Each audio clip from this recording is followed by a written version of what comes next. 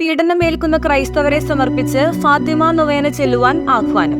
ലോകമെമ്പാടും ക്രൈസ്തവ വിശ്വാസത്തെ പ്രതി പീഡനമേൽക്കുന്ന ക്രൈസ്തവ സഹോദരങ്ങൾക്കായി ഫാത്തിമ മാതാവിനോടുള്ള നൊവേന ചെല്ലുവാൻ ആഹ്വാനവുമായി പൊന്തിഫിക്കൽ സന്നദ്ധ സംഘടനയായ Aid to the Church in Need Fatima മാതാവിന്റെ തിരുനാൾ ദിനമായ മെയ് 13 മെയ് 4 ശനിയാഴ്ച മുതൽ 12 ഞായറാഴ്ച വരെ നൊവേന ചൊല്ലി പ്രാർത്ഥിക്കാനാണ് സംഘടനയുടെ ആഹ്വാനം.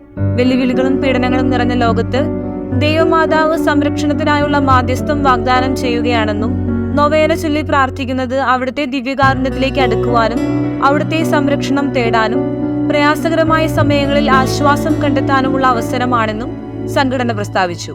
ഫാത്തിമയിൽ പ്രത്യക്ഷപ്പെട്ട മാതാവ് പീഡിപ്പിക്കപ്പെടുന്ന സഭയുടെ പ്രത്യേക മധ്യസ്ഥയായി കണക്കാക്കപ്പെടുന്നു.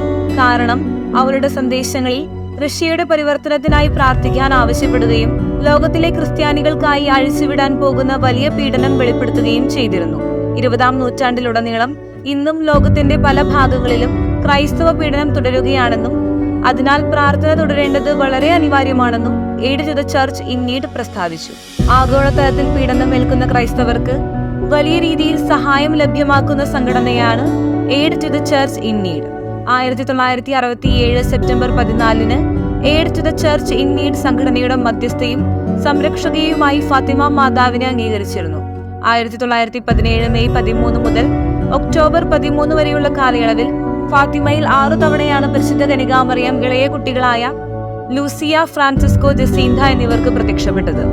ഇന്ന് ഓരോ വർഷവും ദശലക്ഷക്കണക്കിന് ആളുകൾ സന്ദർശിക്കുന്ന ലോകത്തെ ഏറ്റവും വലിയ മരിയൻ തീർത്ഥാടന കേന്ദ്രങ്ങളിൽ ഒന്നാണ് ഫാത്തിമ.